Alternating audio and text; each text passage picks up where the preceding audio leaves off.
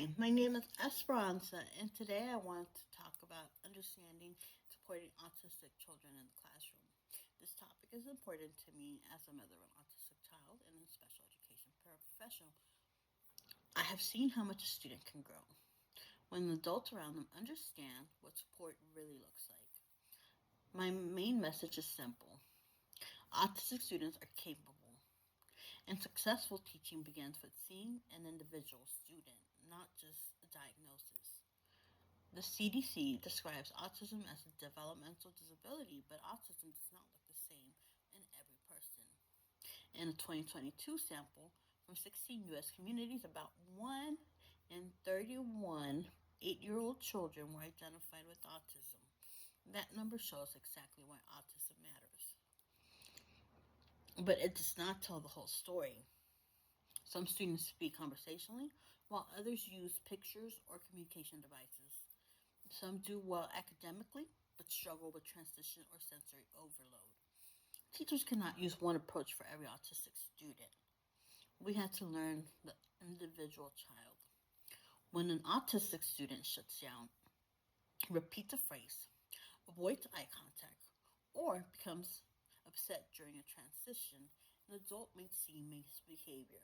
But before assuming defiance, we should pause. That student may be overwhelmed by noise, confused by an unexpected change, or need more time to process the direction. This student may also be trying to communicate without having a reliable way to do so.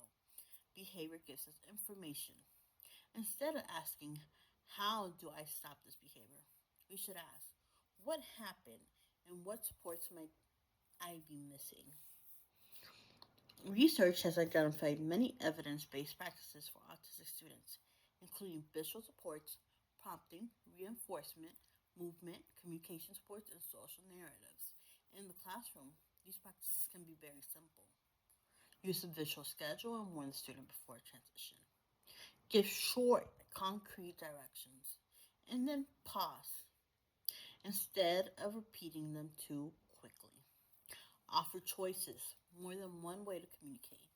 Follow the IEP and provide appropriate sensory or movement breaks. Not every support will work for every student. So we must observe the student, communicate with the team, and adjust when needed. We also need to remember that families are not just visitors to the educational process. They are essential partners. They know what motivates their child, how their child communicates, what causes stress, and can tell us what helps at home. IDEA requires active parent participation, but a meaningful partnership has to go beyond inviting parents to an IEP meeting. Educators should listen without judgment, explain information in plain language, and provide qualified interpreters when needed. Communication should also be two-way. Teachers can share progress or concerns, while families can share strategies that help the students succeed outside of school. My call to action is for each person to make one change. Educators can learn students' strengths before focusing on behavior. Families can continue sharing what works at home and asking questions. Community members can practice patience and support inclusive spaces. A free resource for educators is the Affirm website, which provides training on evidence based practices. From my experience as a mother and a paraprofessional, progress may not look the same for every child, but every step matters. Autistic students do not need to lower expectations. They need to make learning accessible to see their potential.